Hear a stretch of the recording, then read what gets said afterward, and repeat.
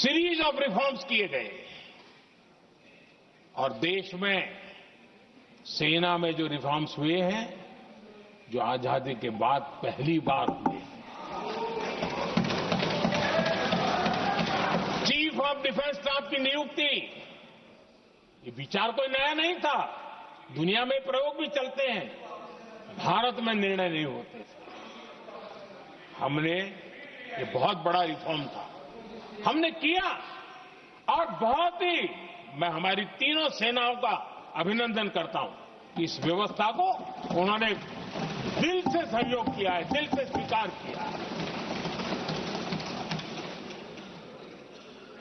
सबसे बड़ी ताकत ज्वाइंटनेस और इंटीग्रेशन की इस समय नेवी हो, एयरफोर्स हो, आर्मी हो, ये इंटीग्रेशन और ज्वाइंटनेस ने हमारी ताकत को अनेक गुना बढ़ा दिया और उसका परिणाम भी हमें नजर में आया है, ये हमने करके दिखाया है।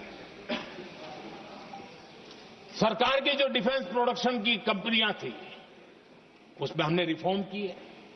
शुरुआत में वहां पर आग लगाना, आंदोलन करवाना, हड़तालें करवाने के खेल चल रहे थे, अभी भी बंद नहीं हुए हैं, लेकिन देश हित को सर्वोपरि मान करके उन डिफेंस इंडस्ट्री के हमारे जो लोग थे सरकारी व्यवस्था में, उन्होंने इसको मन से लिया, रिफॉर्म को स्वीकार किया और वो भी आज बहुत प्रोडक्टिव बन गए। इतना ही नहीं, हमने प्राइवेट सेक्टर के लिए भी डिफेंस के दरवाजे खोल दिए हैं और आज भारत का प्राइवेट सेक्टर आगे आ रहा है।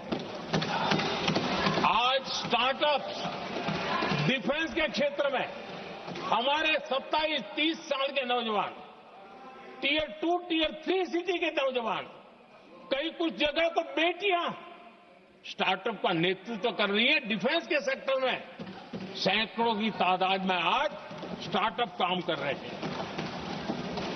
ड्रोन्स, एक प्रकार से मैं कह सकता हूं, ड्रोन्स की जितनी भी एक्टिविटी हमारे देश में हो रही है, शायद एवरेज 30-35 की उम्र होगी जो लोग कर रहे हैं, वो सारे लोग, और सैकड़ों की तादाद में कर रहे हैं। और उसका ताकत, क्योंकि इनका भी योगदान था इसमें, जिन्होंने इस प्रकार के प्रोडक्शन किए हैं, और वो हमें ऑपरेशन सिंदूर में बहुत काम आए। मैं उन सबके प्रयासों को बहुत साधुवाद करता हूं और मैं उनको विश्वास दिलाता हूं, आगे बढ़िए, अब देश रुकने वाला नहीं है। आदरणीय अध्यक्ष जी, डिफेंस सेक्टर में मेक इन इंडिया ये नारा नहीं था, हमने इसके लिए बजट पॉलिसी में जो परिवर्तन करना था, जो नए इनिशिएटिव ले रहे थे, वो नए इनिशिएटिव लिए। और सबसे बड़ी बात, क्लियर कट विजन के साथ हमने देश में make in India defence sector के अंदर तेज गति से हम आगे बढ़ रहे हैं। आदरणीय अध्यक्ष जी, एक दशक में डिफेंस का बजट लगभग पहले से 3 गुना हुआ है। डिफेंस प्रोडक्शन में करीब 250% वृद्धि हुई है, 250% वृद्धि हुई है। 11 वर्षों में डिफेंस एक्सपोर्ट 30 गुना से भी ज्यादा बढ़ा है, 30 गुना से ज्यादा। डिफेंस एक्सपोर्ट आज दुनिया के करीब 100 देशों तक हम पहुंचे। और आदरणीय अध्यक्ष जी, कुछ चीजें ऐसी होती हैं जो इतिहास में बहुत बड़ा प्रभाव छोड़ती है। ऑपरेशन सिंदूर ने डिफेंस का जो मार्केट है, उसमें भारत का झंडा गाड़ दिया है। भारत के हथियारों की डिमांड आज बढ़ती चली जा रही है, मांग बढ़ रही है। ये भारत में उद्योगों को भी बल देगी, एमएसएमई को बल देगी, हमारे नौजवानों को रोजगार देगी और हमारे नौजवान अपनी बनाई चीजों से दुनिया में अपनी ताकत का प्रदर्शन कर पाएंगे। ये आज दिख रहा है। मैं देख रहा हूं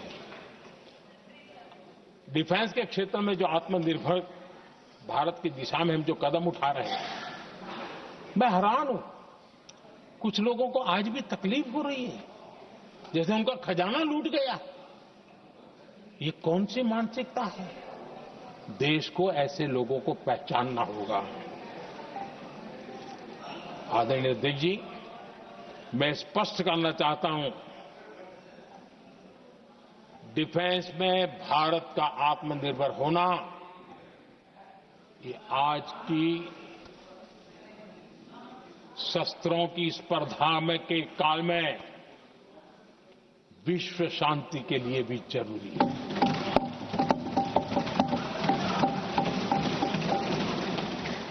मैं पहले भी कह चुका हूं, भारत युद्ध का नहीं, बुद्ध का देश है।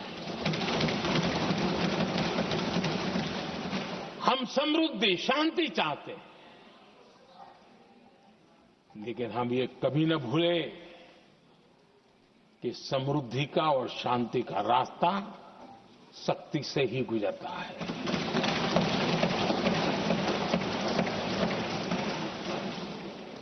आदरणीय अध्यक्ष जी, हमारा भारत छत्रपति शिवाजी महाराज, महाराजा रणजीत सिंह, राजेंद्र चोला, महाराणा प्रताप, लसित बोरफुकन और महाराजा सुहेलदेव का देश है।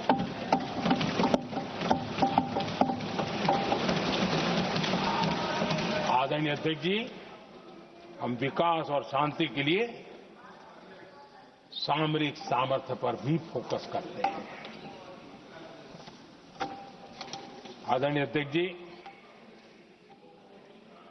कांग्रेस के पास नेशनल सिक्योरिटी का विजन न पहले था और आज तो सवाल ही नहीं उठता है।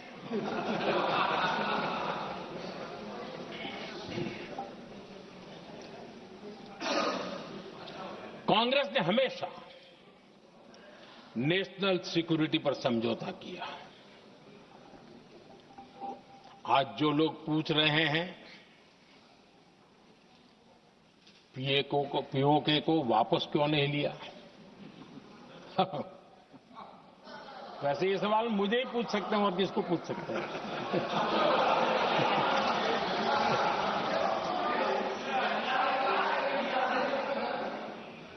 लेकिन इसके पहले जवाब देना होगा पूछने वालों को। किसकी सरकार ने पीओके पर पाकिस्तान को कब्जा करने का अवसर दिया था? जवाब साफ है,